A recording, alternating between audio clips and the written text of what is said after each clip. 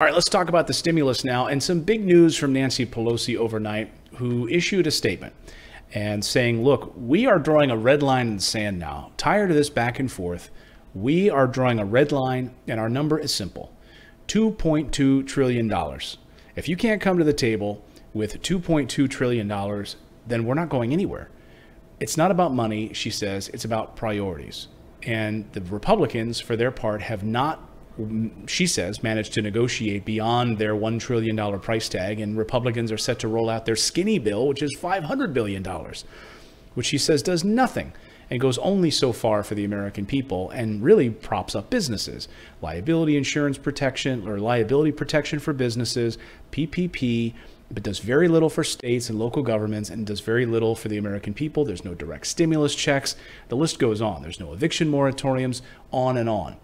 So Nancy Pelosi said in the so-called negotiations, she said last night, Mr. Schumer and I have said we are willing to come down $1 trillion off of their $3.4 trillion price tag to have a negotiation about how we go forward to again open up our economy by crushing the virus. Honor our heroes, healthcare workers, sanitation, transportation, teachers, our first responders, state and local governments. All of them, she said, are paid by state and local governments. Teachers, sanitation workers, healthcare workers, transportation. And she said that's why state and local governments need money. The big issue, she says, is that we have major disagreements in the negotiations over recognizing the need to do that. And then, of course, putting money in people's hands in the form of direct stimulus checks. Millions of food insecure children in our country, millions of families in fear of losing their homes and being on the street. She said, so again, we have a big chasm in terms of values between Democrats and Republicans. And so this is just about dollars. This isn't just about dollars. It's about our responsibilities to the American people, but we all want to find an agreement. Republicans, for their part, have said that what the Democrats want is just bloated liberal spending that's not really targeted at COVID-19, that's bloated liberal programs, and shoring up pension plans and other things, cannabis. Of course, they all like to point out the cannabis stuff, which I agree. But those are also businesses. And there's a lot of Republican-owned cannabis businesses, but they don't have access to the banking system the way that other businesses do. So that's been part of this. So you'd have all these businesses that employ a lot of people, a lot of farmers. I have Republican friends who invest heavily in cannabis production. I don't personally, but I have a lot of Republican friends that do. And so, to label that as like a Democratic pet cause, cannabis is, I don't know, a little bit disingenuous. So there's a bunch of things that Republicans still do not want in there that Democrats do. But she said, look, we're willing to come off $1 trillion. She then issued a separate statement saying that, and this is up on her website now, this is the actual statement, I'll put it up here. This conversation made clear, she spoke to Mark Meadows for 25 minutes, who's the White House chief of staff. So this conversation made clear that the White House continues to disregard the needs of the American people as the coronavirus crisis devastates lives and livelihoods. She said, originally, House and Senate Democrats made clear we'd be willing to cut $1 trillion if the White House would add $1 trillion for a bill in order to meet in the middle. We've now said we'd be willing to go down to $2.2 trillion to meet the needs of the American people. This is not about dollars, it's about values. These investments will not only help crush the virus, they will also help booster our economy. So these are some of the areas that are still far apart on. And I don't know that this is going to get pushed through, but she is drawing a red line. And I think right now what's going to happen is we're going to be up against this spending bill at the end of the month, and that's where the focus will be. So the end of September, when the government shutdown could be forced again, this is when they might have to come to the table with a stimulus package bundled inside of a non-government shutdown bill to get all of these appropriations bills pushed through Congress.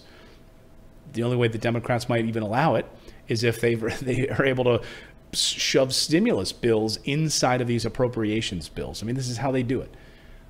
It's like trying to fit extra suitcases after you've already, I'm a dad, right? I can't stand when I'm loading up for vacation or loading up the car. I'm like, all right, kids, we're ready to go. Bring all your suitcases here. Great. Okay, that's all of them? Great. And I get it all put in there in the trunk, right? It's all in there nice. And then all of a sudden, you know, my wife rolls down with, she's like, oh, I forgot this one. And there's a huge wheeling bag. I'm like, oh, son of a. Or my son brings down, he's like, but Daddy, I forgot my backpack. I forgot this thing. I forgot, I had it perfect. And now we don't have room. And now we have to shove it in there. That's like what Congress does with these appropriations bills. Okay, it's now we have to shove all these other things in there, and then you can't see while you're driving. And then you hit a cat. I don't know, I'm just making stuff up now. I love cats, I'm sorry. So, it's been over 100 days since Democrats passed that HEROES Act. Another 4.4 million Americans have become sick, and over 90,000 have died since then. The coronavirus death toll, we're seeing a nice improvement. Overall, cases have dropped about 15%, but we're still seeing deaths going up, you know, over 1,000 a day in the United States. You know, experts had predicted by the end of the year we'd be at 300,000. We are on pace for that right now. 300,000 Americans dead by the end of this year. One of the, you know, she laid these things out specifically in her statement. Again, this is the statement on her website where she laid out line by line right now what she wants to, you know, what she wants covered. Abandoning healthcare workers, teachers, and other frontline workers. She says that Republicans have rejected their call for robust support for state, local, and tribal and territorial governments, saying they should just go bankrupt. She says Republicans are just abandoning teachers and children, abandoning 14 million hungry children in America, abandoning families. You know, she says, look, you know, if you just offered $250,000, that's what they offered. Republicans offered $250,000 to feed children, when experts say that it would actually cost billions of dollars. So Republicans just wanted to put $250,000 on the table to help children. But they're willing to go so far for businesses, right? Never a problem there. We'll go very far for business, but when it comes to the American family, abandoning families, workers, and small businesses, she says, by offering grossly insufficient $16 billion for testing and tracing, when scientists say that at least $75 billion is needed to crush the virus. Abandoning working families by providing nothing for rental assistance. She said Republicans need to get on board with this when millions are at risk of eviction or homelessness. That part just blows my mind. I just don't get Republican stance on this, on the homelessness and eviction piece. I can't wrap my head around it. She said Democrats are willing to resume negotiations once Republicans start to take this process seriously. There you go. That's the latest on the stimulus front. Right now, nothing. Nancy Pelosi drawing a red line in the sand after her big meeting yesterday with the White House. 25-minute phone call with Mark Meadows, the White House Chief of Staff. You know, I'm sure you'll see YouTube videos out there that say, great news, stimulus checks coming next week. Great news, stimulus checks passed today. It's all clickbait and fake. There is nothing. There is no agreement. And they are still miles apart on this.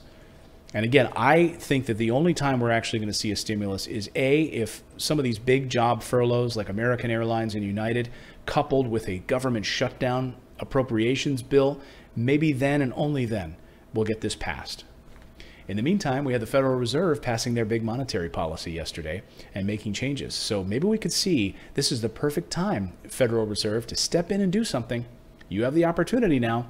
Maybe you should step in and use these new powers that you've created for yourself to save the American worker and to give them some stimulus money. Set up that FedNow bank account, the digital currency, and start cranking out some money so people are able to feed their children.